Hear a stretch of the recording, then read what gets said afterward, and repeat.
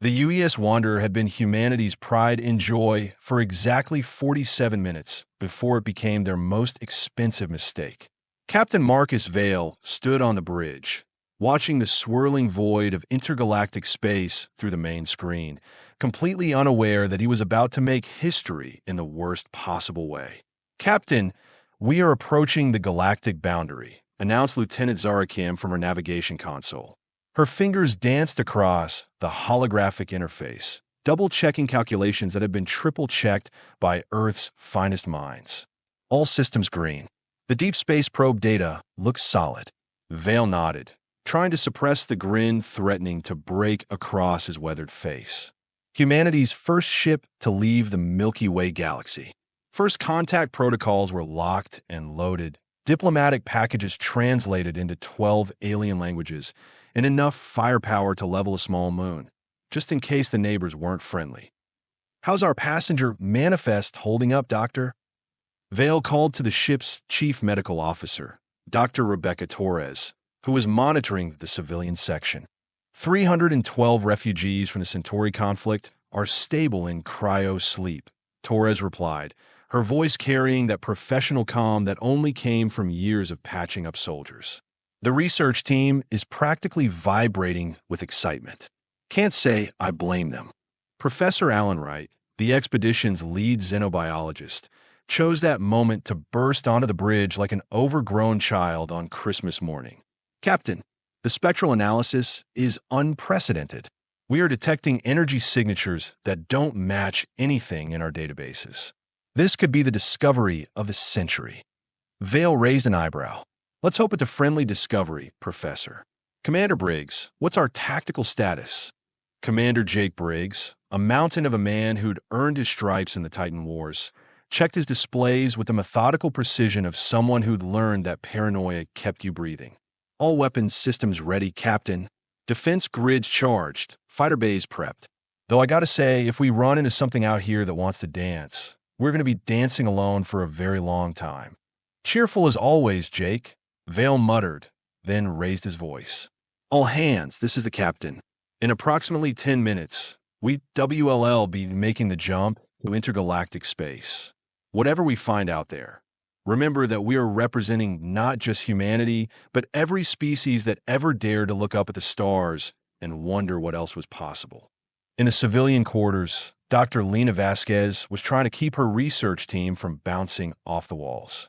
As the expedition's lead physicist, she'd spent the last 5 years developing the theoretical framework for intergalactic travel. Seeing it actually work was better than any drug she'd ever encountered. "Remember, people," she addressed her team, "we are not just observers here. We are pioneers. Every reading, every measurement, every scrap of data we collect could revolutionize our understanding of the universe." Her assistant, Dr. Tim Foster, was practically glued to his instruments. "Doctor, I'm reading something strange on the quantum sensors. There's a pattern at the galactic boundary. Almost like what? Like a wall." Meanwhile, in the depths of the ship, Sergeant Maria Santos was making her rounds through the military section. As head of ship security, she'd volunteered for this mission knowing full well she might never see Earth again. The pay was good, the cause was noble, and frankly, after what she'd seen in the border wars, a little peace and quiet in the void sounded like paradise. "How are our boys holding up, Sergeant?" asked Corporal Dave Mitchell, one of her most reliable soldiers. "Same as always, Mitchell. Ready for anything, hoping for nothing." Santos paused at an observation deck, staring out at the cosmic backdrop. "Though I gotta admit, this beats the hell out of patrol duty on Mars." "Amen to that, Sarge." Back on the bridge, the tension was building like pressure in a sealed container. Lieutenant Kim's voice cut through the ambient hum of ship systems. "Boundary approach in 30 seconds, Captain." Vale straightened in his command chair. "All stations, final check. Navigation ready. Weapons ready. Medical ready. Engineering ready. Science teams ready and recording. Diplomatic channels open and monitoring." Vale took a deep breath. "Ladies and gentlemen, let's make history. Lieutenant Kim, take us across." The Wanderer surged forward, its quantum drives pushing the massive vessel toward a boundary that existed more in theory than practice. On every deck, crew members held their breath. In the cryo bays, 300 sleeping refugees dreamed of new worlds and fresh starts. In the science labs, instruments hummed with anticipation. Boundary approach in 10, 9, 8, Professor Wright was practically vibrating. Captain, the energy readings are off the charts. Whatever's out there, it's massive. 7, 6, 5. Commander Briggs frowned at his tactical display. Something's not right, Captain. I'm reading interference? Like we were approaching some kind of field. 4, 3, 2. Dr. Foster's voice cracked over the intercom. Dr. Vasquez, that wall pattern, it's not a sensor malformation.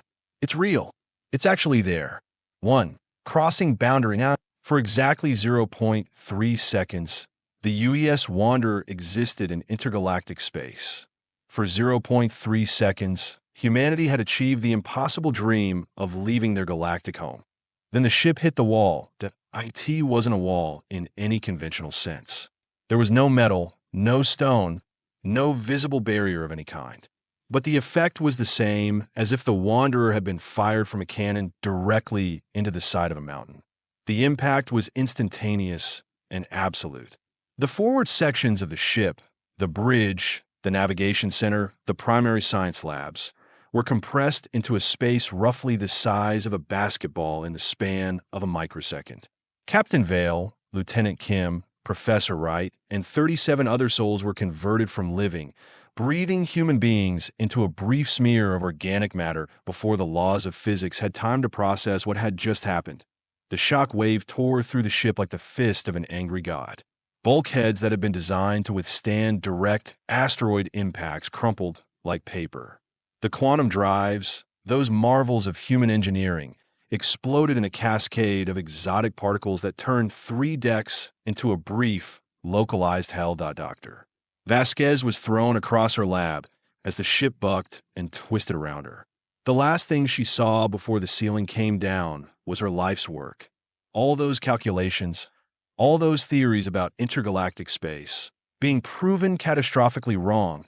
In the military section, Sergeant Santos had exactly enough time to grab the nearest intercom and scream, "Brace for impact," before the deck beneath her feet tilted at an angle that defied sanity.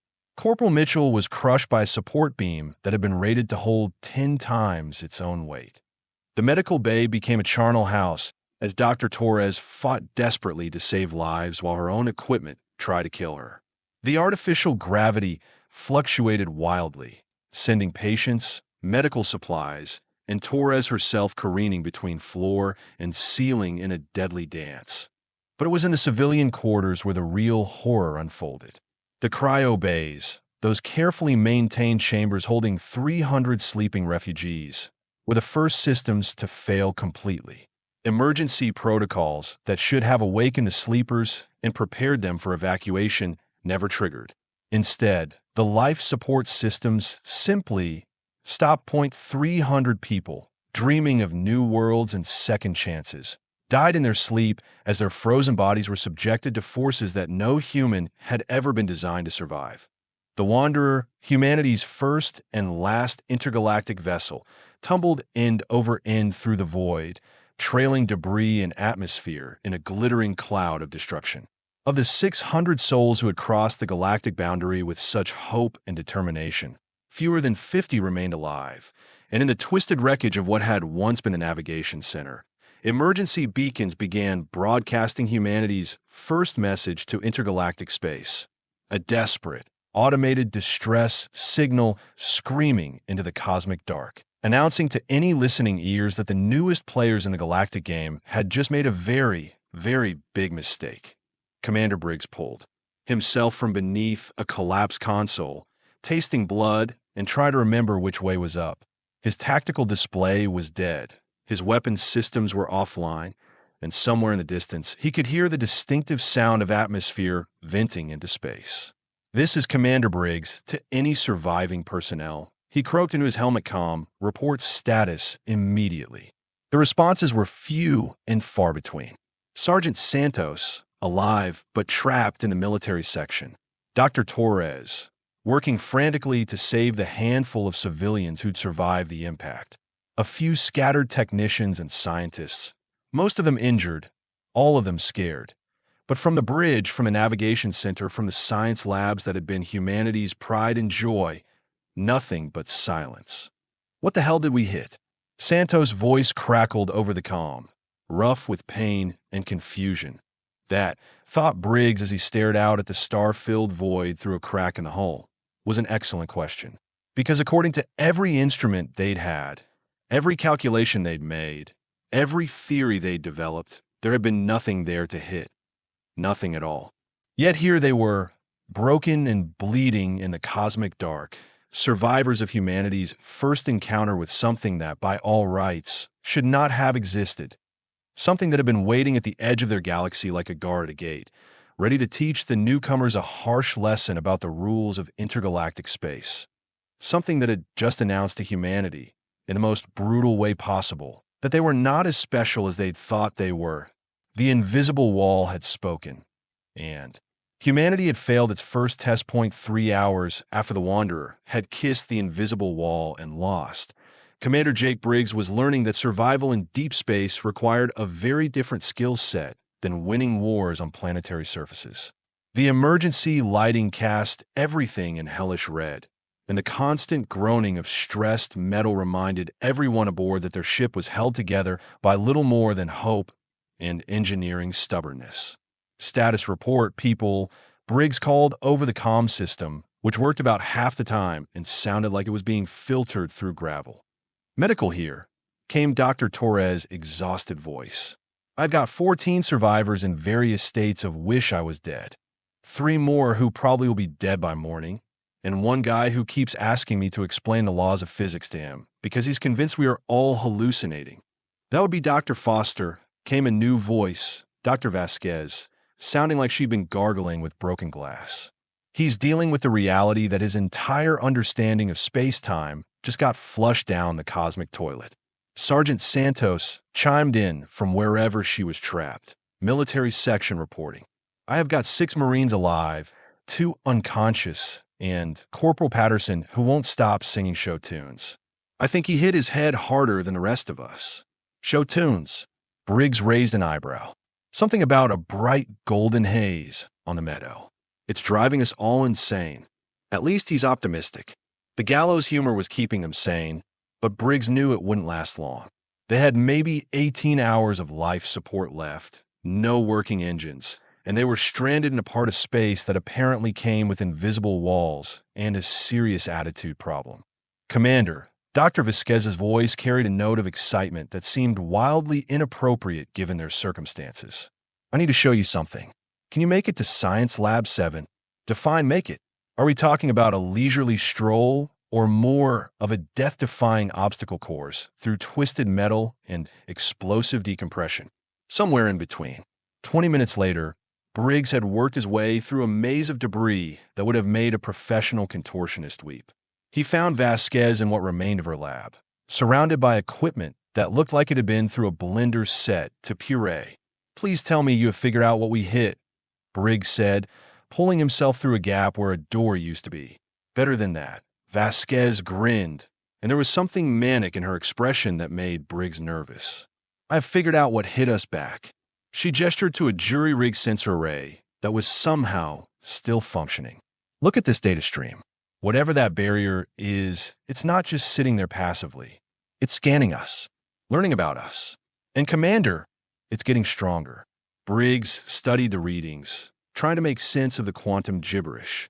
Stronger how? The energy signature has increased by 30% since we made contact. It's like the barrier is feeding off her technology, somehow, growing more sophisticated with every passing minute. That's wonderfully terrifying. Any idea what it wants? Before Vasquez could answer, the ship's emergency klaxon began wailing, a sound that, in their current situation, was about as welcome as a fire alarm in a gunpowder factory. All hands, this is Sergeant Santos, came the crackling announcement. We have got company. Unknown vessels approaching from, well, everywhere actually. Briggs and Vasquez scrambled to the nearest functional observation port, which gave them a spectacular view of absolutely nothing until their eyes adjusted to the cosmic backdrop. Then they saw them, ships, lots of ships, coming from every direction like they'd been waiting in the dark for exactly this moment. Those aren't human, Briggs observed with the kind of understatement that would have made his old drill sergeant proud. The vessels were unlike anything in Earth's databases. Some looked like geometric nightmares, all angles and crystalline surfaces that hurt to look at directly. Others resembled organic growths, pulsing with bioluminescent patterns that suggested they might actually be alive. A few defied easy description, seeming to shift and change shape as they moved, as if they couldn't decide what they wanted to be when they grew up. "Commander," Dr. Foster's voice came over the comm, high-pitched with panic. "I'm reading massive energy buildups from all those ships. I think they are preparing to fire. Or maybe they are just scanning us," Vasquez suggested hopefully. "Do we want to bet our lives on maybe?" As if in answer to Foster's question, the lead ship, a sleek predator-looking thing that seemed to be made of liquid metal, suddenly blazed with light. A beam of coherent energy lanced out and struck the Wanderer amidships. Briggs braced for another catastrophic impact, but instead of destroying them, the beam seemed to stop, right at their hull, like it had hit another invisible wall. "What the hell?" Vasquez breathed. "The barrier," Foster's voice came over the comm, wonder replacing panic. "It's protecting us. The same thing that nearly killed us is now shielding us from their weapons." More beams lashed out from the alien ships, each one splashing harmlessly against the invisible field surrounding the Wanderer. The aliens were clearly not happy about this development. Judging by the increasingly frantic way they were repositioning their vessels and trying different weapons. "This is fascinating," Vasquez muttered, frantically taking readings. "The barrier isn't just a wall, it's intelligent. It's making decisions about what to let through and what to stop. And it decided to save us," Briggs observed. "Question is why?" His answer came in a way he hadn't expected. The ship's communication array, which had been dead since the collision, suddenly crackled to life. But instead of human voices, it filled with a cacophony of alien languages, clicks, whistles, harmonic tones, and sounds that made Briggs' teeth ache. "Universal translators working overtime," Dr. Torres reported. "Give me a minute to wait. I'm getting something." The alien chatter resolved into something resembling English, though the electronic voice that emerged from the speakers sounded like it was being filtered through a digital cheese grater. "Attention, primitive species. You have violated the Galactic quarantine protocol. Your vessel will be destroyed and your biological matter recycled for useful purposes." "Well," Santos' voice came over the comm. "That's about as friendly as a kick in the teeth." But the voice wasn't finished. "However, the boundary entity has deemed you interesting. You will be permitted to continue existing temporarily while it studies your unique characteristics." "Boundary entity?" Vasquez looked at Briggs. "Is that what we hit?" The alien voice continued. "Be aware, humans, that you're the first species to survive direct contact with a boundary entity in over 3 million years. This makes you either extremely fortunate or extremely dangerous. The Council of Species will determine which."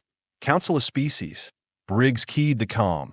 "This is Commander Jake Briggs of the United Earthship Wanderer. We are explorers, not invaders. We meant no harm to your boundary entity." The response came from a different voice, this one with the distinctly unpleasant quality of fingernails on a chalkboard. "Intent is irrelevant. Human. The boundary entity was created to keep primitive species contained within their birth galaxies until they prove themselves worthy of intergalactic citizenship." "And how exactly does one prove themselves worthy?"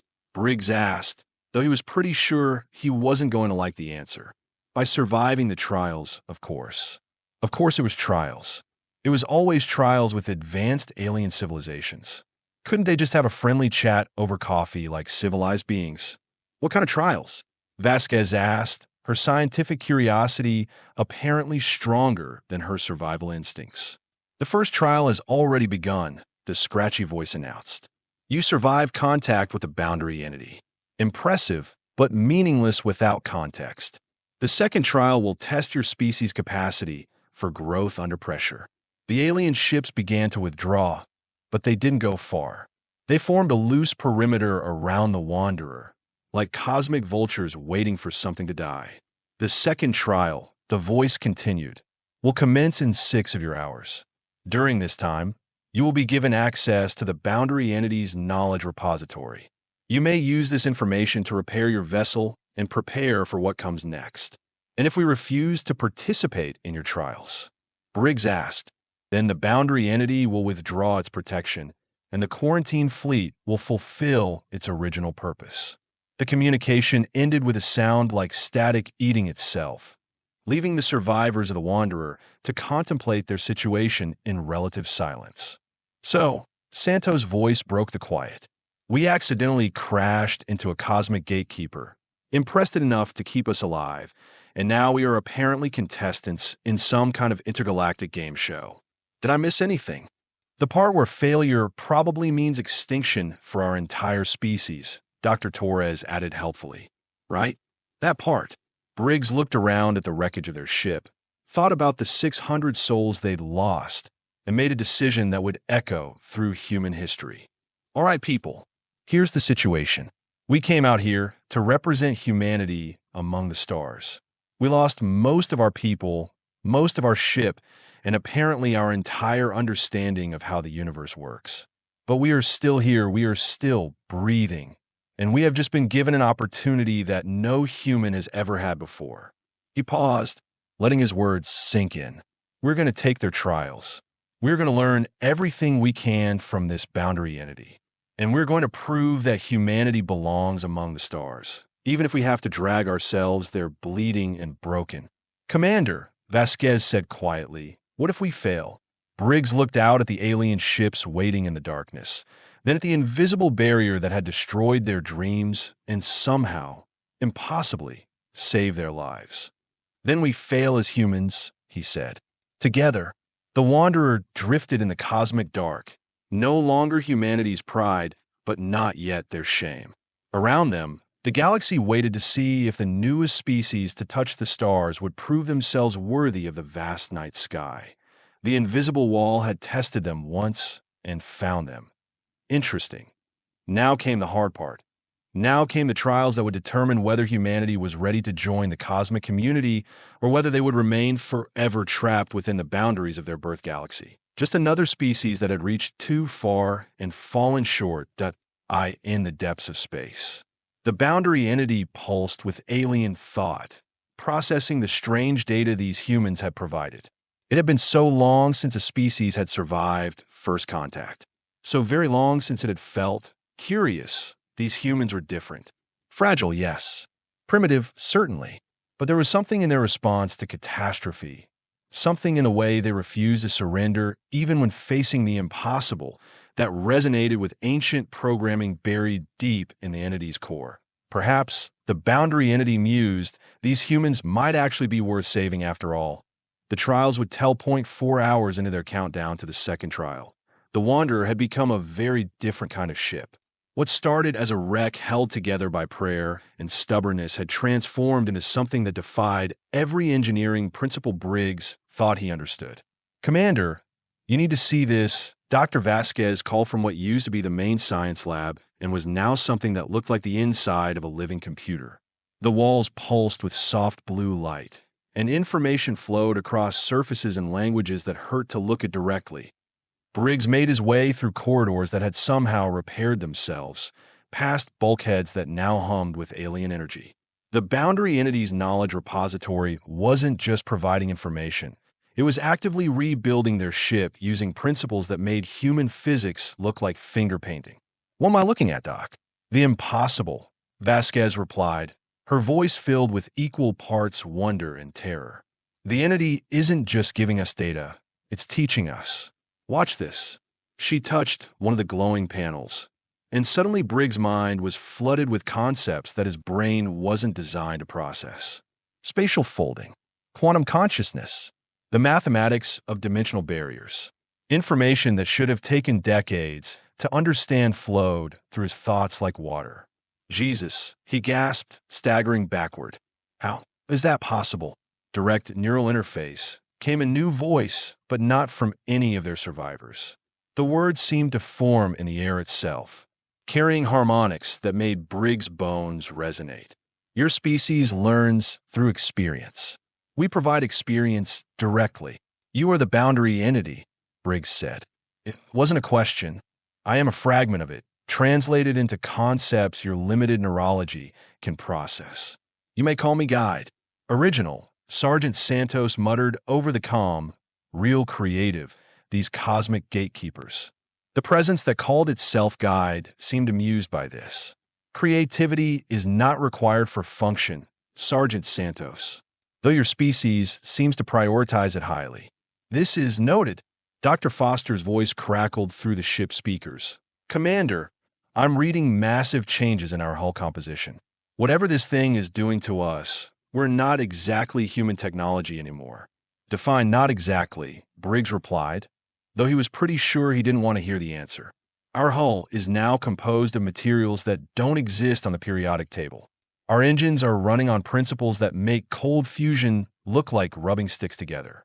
And Commander, we are not just repaired. We are improved. Santos' voice cut in. Improved how? Are we talking about cup holders and better coffee? Or something that's going to make us question our fundamental existence? The latter, Guide replied. Your vessel now incorporates technology that will be necessary for the trials ahead. You have been upgraded without our consent, Dr. Torres pointed out, her medical training making her naturally suspicious of unauthorized modifications. Consent is irrelevant when survival is at stake. Your species requested entry into intergalactic space. You have been given the tools necessary to justify that request. Briggs felt a chill that had nothing to do with the ship's atmosphere. What exactly are these trials testing? Everything, Guide replied simply. Your capacity for growth, your ability to adapt, your species' worthiness to exist beyond the boundaries of your birth galaxy. And if we fail, then your galaxy will be sealed permanently. No member of your species will ever again be permitted to leave. You will have a lifetime, your species' lifetime, to develop within your boundaries. When you die out, as all quarantined species eventually do, your worlds will be recycled for more promising candidates. The casual way Guide delivered this cosmic death sentence made Briggs' blood run cold. How many species have taken these trials? In the last 3 million years? 47,612. How many passed? The pause that followed was long enough for Briggs to hear his own heartbeat. 3. Dr. Vasquez made a sound that might have been laughter or might have been hysteria. 3 out of nearly 50,000. Those are some stellar odds. The trials are not designed to be fair, Guide explained. They're designed to identify species capable of contributing to the greater galactic community rather than merely consuming resources and expanding without purpose. What happened to the 3 that passed? Santos asked. They became what you would call elder species. They helped design and implement the trials for newcomers.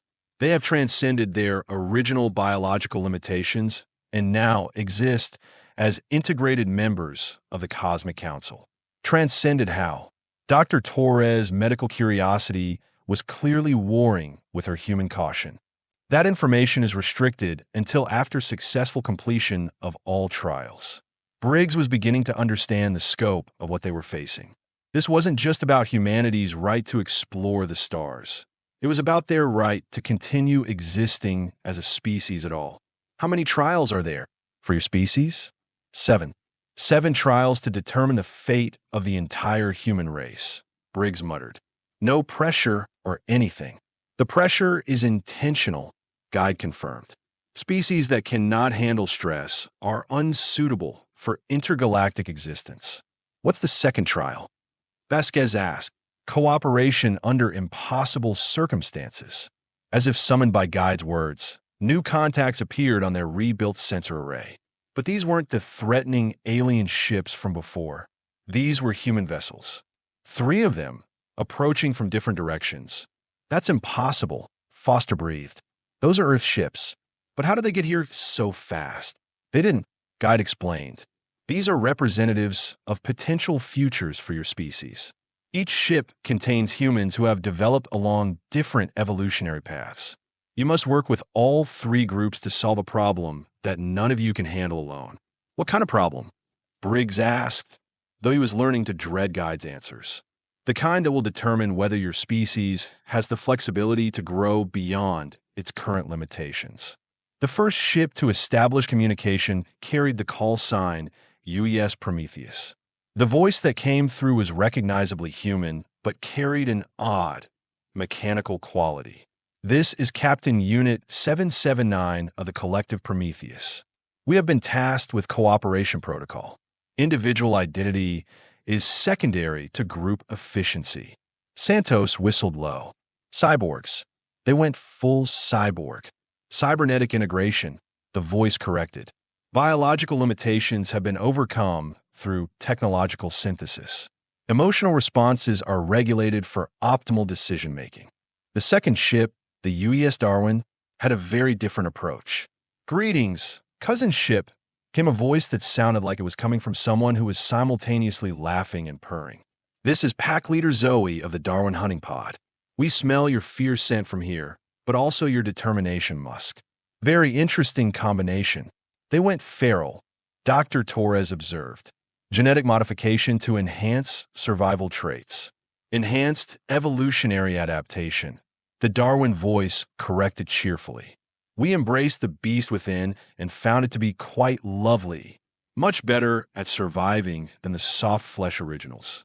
The third ship, the UES Transcendence, didn't use radio at all. Instead, their words appeared directly in everyone's mind. We greet you, cousins of the flesh. We have moved beyond the need for crude matter-based communication. Thought speaks to thought across the void. Psychic evolution, Vasquez breathed. They developed telepathic abilities. Consciousness expansion, the voice corrected gently. We learned that the universe is far more responsive to mental energy than physical force. Reality bends more easily than matter breaks. Briggs looked around at his ragged team of survivors and then at the three very different versions of humanity they were expected to work with. Guide, what exactly is the problem we are supposed to solve together? Simple, Guide replied. And Briggs was learning that when cosmic entities said simple, it usually meant impossibly complex. Your four ships must work together to navigate the maze of infinite recursion and retrieve an artifact from the center. Each ship has capabilities the others lack. None can succeed alone. What's this artifact? Santos asked. A key. Specifically, the key that will unlock the third trial. And if we fail, then all four evolutionary paths for humanity will be terminated, and your species will join the ranks of the quarantined. As Guide spoke, space around the four human ships began to change. What had been empty void suddenly filled with structures that defied description. Corridors that folded back on themselves, passages that existed in 7 dimensions simultaneously, and geometric shapes that hurt to perceive directly. The maze of infinite recursion, Guide announced, created by the first species to pass the trials 3 million years ago. They wanted to ensure that future candidates would understand the importance of cooperation across differences. Wonderful, Briggs muttered. No pressure at all. Begin when ready, Guide said, and then its presence faded, leaving the four human ships alone in a maze that seemed to stretch across several dimensions and possibly through time itself. Well, Santos said over the comm, this should be interesting. Briggs looked at his crew, then at the alien maze surrounding them, then at the 3 other versions of humanity they were supposed to somehow work with. All right, people, he announced. Time to find out what humans are really capable of when we stop fighting each other and start working together. The second trial had begun, and somewhere in the cosmic dark, the boundary entity watched with something that might have been anticipation as 4 different versions of humanity prepare to either prove their worth or fail spectacularly in the attempt. The maze waited, infinite and patient, ready to test whether the human species could truly transcend its limitations or whether they would, like so many others before them, discover that some boundaries were meant to be permanent.